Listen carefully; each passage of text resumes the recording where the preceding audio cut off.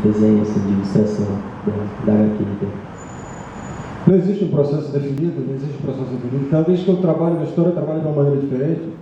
Eu posso começar escrevendo efetivamente uma história, posso começar desenhando diretamente uma história sem ter um roteiro predeterminado, posso começar simplesmente esboçando linhas e depois dessas linhas me mostrando que caminho a história deve seguir. O processo é a mais completa anarquia, não existe nenhuma forma concreta com que eu comece especificamente a fazer um trabalho determinado, não existe nada. Sim, uso muitas referências fotográficas. Não dessa forma. As referências fotográficas são muito presentes na construção dos cenários e tudo. E eu posso utilizar muitas referências fotográficas para criar cenários fictícios também. Algumas pessoas podem estar baseadas em fotografias que eu vi na imprensa, por exemplo. Podem estar baseadas em pessoas que eu conheci. Ou algumas pequenas referências podem servir de base para a construção de personagens fictícios. Então, basicamente é isso, é a maneira como eu trabalho.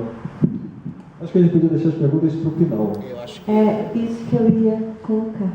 Obrigada. Entendi. Então, perguntas para o final, pessoas. A decisão eu vou dar uma de Maranhão, né? E vou voltar atrás no meu pedido de fazer perguntas agora. A respeito do processo desse livro, a questão das imagens eu acho bem interessante.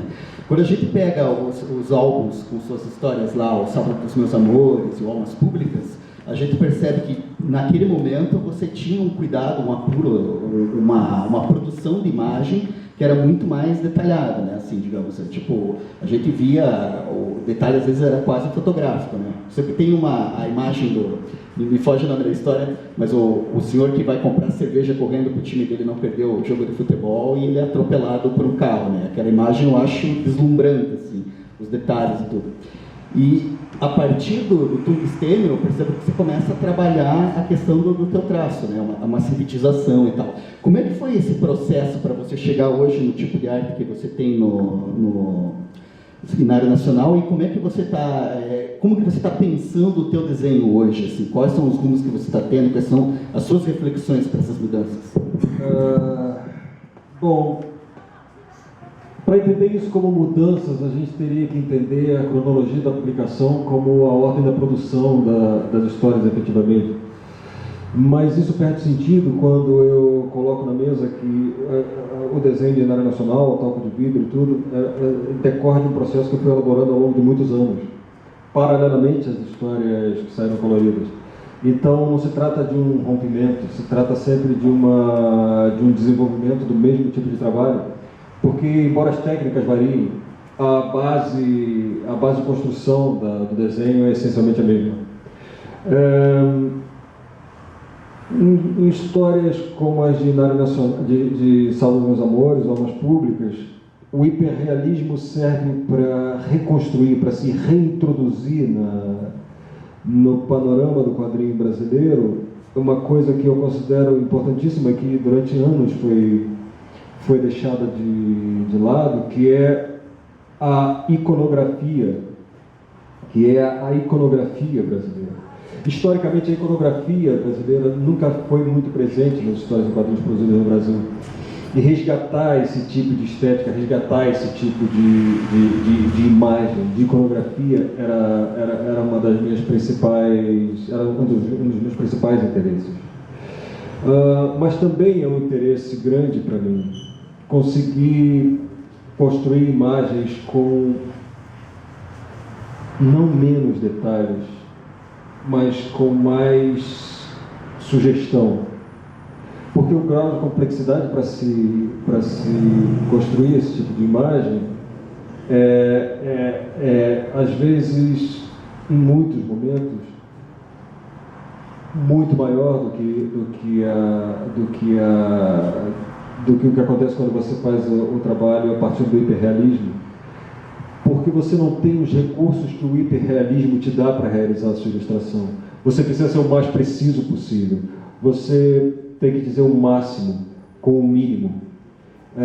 Então, eu sou muito fascinado por isso também. Eu sou muito fascinado por autores que tenham conseguido introduzir uma gama imensa de recursos a partir de instrumentos técnicos tão limitados quanto é o uso das retículas. Porque o uso da retícula te condiciona totalmente. Você é completamente submetido ao que as retículas ditam para o desenho.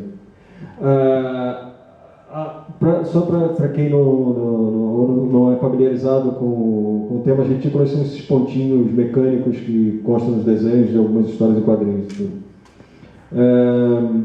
Autores como Roy Crane, por exemplo, que fizeram coisas absolutamente maravilhosas com as retículas.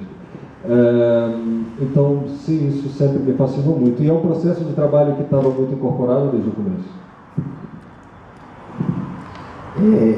Outra questão que eu achei interessante, tudo no seu trabalho você faz deliberado, é pensado, tem um propósito, um objetivo, né? E eu acho muito curioso nessa, como você disse, digamos assim, essa tendência das pessoas complementarem, né, o trabalho, você deixar espaço para complementação das pessoas, né, essa simplificação, simplificação do desenho. Eu gosto da ideia da falta de requadro que você tem feito nos últimos trabalhos, assim, tipo, em talco de vidro a gente vê isso e agora no Linária de novo, assim.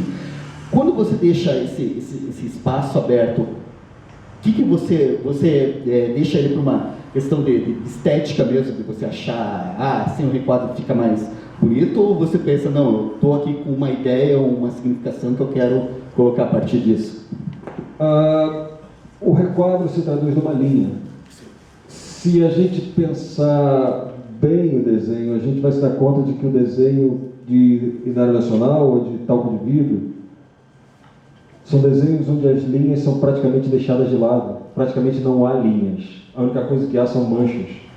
As linhas são unicamente utilizadas para se definir a expressão dos personagens e nada além disso. Então, o que acontece é que esses desenhos são traduzidos em manchas. E todas as linhas são evaporadas nesse caso. E uma curiosidade a respeito de desenho, né? Você, como profissional, como atuante, praticante, pensador do desenho, assim... Eu adoro a palavra profissional. Né? É ótimo, né? Como você definiria as qualidades de um bom desenho? Eu não tenho a menor ideia. Acredito que um bom desenho é o que comunica bem. E nada além disso. Especialmente no caso dos quadrinhos, onde saber desenhar essencialmente nunca foi necessário para ser um autor de quadrinhos. Nunca foi. Ninguém nunca precisou saber desenhar para fazer quadrinhos. A gente precisaria entrar em alguns critérios técnicos de avaliação de um tipo de desenho, o que o desenho precisa ter para ser considerado um bom desenho, mas eu não pretendo entrar nesse tipo de discussão, porque eu não tenho nenhum interesse nisso. Esses dias, acho que semana passada, eu vi uma entrevista, um vídeo curto que você falou sobre 3 quadrinhos que você indicava. E o que me chamou a atenção foi que um deles era o Superman versus Muhammad Ali. Por que te chamou a atenção? Me chamou a atenção porque você tem um trabalho, né, que traz muito do clássico dos quadrinhos, né? Então, quando você citou, por exemplo, o Crumb, né, que tem uma postura já alternativa, tem uma postura de autobiografia, de questionar os cânones do quadrinho narrativo, e você citou o Pratt e o Corto Maltese, eu consegui encaixar no perfil Quintanilha. Agora, quando você citou o Superman versus Muhammad Ali, eu devo confessar que eu fui na minha prateleira, retirei o meu Superman versus Muhammad Ali, e fiquei olhando e fiquei, uau! Me surpreendeu de você ter citado como um dos quadrinhos que você comenta. Isso foi poucos dias antes do Muhammad Ali morrer, por sinal, que eu achei uma coincidência bem... Bom, né, na verdade, essa matéria é de 2014, né? Só que eu acabei vendo. Acho que ela acabou sendo trazida de volta com a... que já vai levar para uma outra pergunta que eu ia fazer. Mas, sempre fugir do Superman versus Muhammad Ali. A questão ali que me marcou no vídeo é que você falou muito do desenho do Neil Adams, né? Você quer comentar a respeito? Sim, não, eu aprendi muito com desenhistas como Neil Adams. Aprendi muito sobre expressão, aprendi muito sobre movimento, né? Com desenhistas como Neil Adams, John Buscema. Frank Miller, eu realmente aprendi muito com esses desenhistas. Sal Buscema. Uma das histórias que mais me marcou, por exemplo, é uma história do Incrível Hulk, desenhada por Sal Buscema. É uma das histórias fundamentais na minha maneira de pensar o quadrinho. Eu sei que parece estranho para muitas pessoas que eu cite autores de super-herói ou quadrinhos de super-herói quando falo das coisas que mais me marcaram, mas é assim, eu não tenho nenhum tipo de inclinação predeterminada a um tipo de gênero predeterminado. Eu me interesso pelos quadrinhos como uma linguagem em si. E eu devo muito a artistas como esses.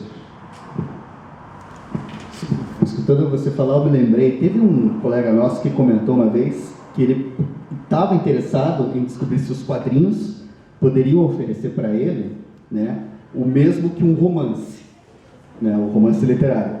Eu vi aquilo e eu fiquei pensando, né, tipo, poxa, aquela história do quadrinho sempre atrás e o romance, a literatura pesada lá na frente. Mas me ocorreu também uma frase contrária, porque se você pode pensar num quadrinho que pudesse te oferecer a mesma experiência que um romance, você também poderia pensar, seria possível um romance oferecer a mesma experiência que um quadrinho? Porque são experiências diferentes. O que você acha, assim, que, pensando nessas frases, assim, que caracteriza essas experiências, assim, para você uma experiência de ler um bom quadrinho e ler um bom romance, quais que são, digamos assim, os pontos comuns e as diferenças de cada um, assim? Adoro fazer perguntas.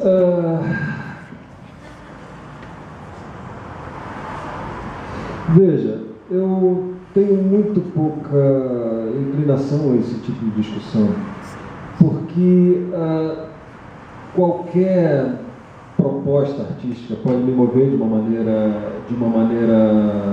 especial, de uma maneira mais intensa ou menos intensa. Eu não vejo um sentido especial em se identificar uma correlação qualquer entre a leitura de um romance ou a leitura de um quadrinho, e não a leitura de um quadrinho e o fato de assistir um filme, e o fato de assistir um filme e se ler um romance, o fato de se ler um romance e assistir uma peça de teatro, ou seja, todas essas experiências, todas essas propostas vão te mover de alguma maneira, de uma maneira provavelmente diferente. Então, a discussão em si entre romance e quadrinho é uma coisa que pessoalmente não me motiva muito. Tampouco foi uma motivação em qualquer momento pensar uma correlação de forças entre quadrinho e romance, entre quadrinho e literatura. Não está na minha natureza pensar isso. Não está na minha natureza pensar o que um quadrinho tem e que um romance não tem. Ou pensar o que um romance tem e uma peça de teatro não tem. Eu não tenho esse tipo de predisposição. Realmente não é o que me motive como pessoa, como autor. Eu me interesso por produzir quadrinhos de uma maneira que eu acho efetiva, de uma maneira que eu acho interessante e com a qual eu possa me comunicar com as pessoas. E a relação dessa experiência de leitura e sua correlação com as outras artes é algo que me motiva muito pouco como autor, para falar a verdade. Lamento.